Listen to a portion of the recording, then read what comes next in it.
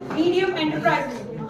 MSME is the backbone of our economy, contributing significantly to empowerment, innovation, and economical growth.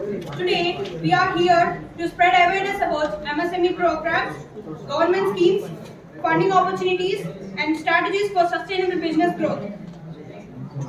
Now I would like to call on stage Rishma, Pavani and Tabassum to recite the invocation sloka, and I request you to all to raise from your seats.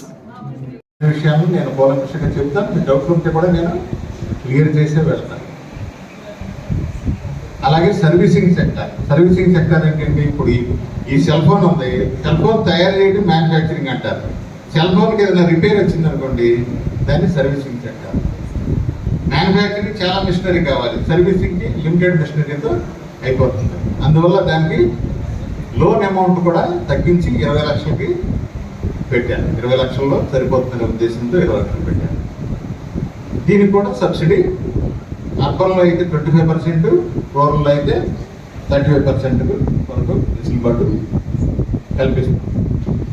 అలాగే government ఎప్పుడు కూడా నిరుద్యోగుల పట్ల చాలా చిత్తశుద్ధితో ఉంటుంది. మనమే అవకాశాలను అందిపుచ్చుకోవడంలో వెనకబడిపోతుంటాం. నాలెడ్జ్ ఎక్వైరీ చేయడంలో ఎవరి దగ్గరికి వెళ్ళాలో తెలియదు. ఎలాగంటే 83, 84లో గ్రామోదయ స్కీమ్ అని ఉండేది. గ్రామోదయం పెద్దవాళ్ళకి తెలిసే ఉండొచ్చు. అదేంటంటే ISP sector, industry service business. ఇండస్ట్రీస్కి అయితే 35,000, సర్వీసింగ్కి అయితే 25,000, బిజినెస్కి అయితే 15,000. అప్పుడు ప్రవేశపెట్టారు నిరుద్యోగ యువత గురించి. ఆ సంవత్సరంలో 83, 84 ప్రవేశపెట్టినటువంటి స్కీమ్ అది. అది మెల్లగా రూపాంతరం చెంది 10 సంవత్సరాల తర్వాత 93, 94లో దాన్ని PMRY అన్నారు. గవర్నమెంట్ ఎప్పుడు కూడా నిరుద్యోగులను ఎట్లా ఉద్యోగాల వైపు నడిపించాలనే దానిలో క్రమంలో అది 93, 94లో PMRY, prime ministers Rozgar Yojana అయింది.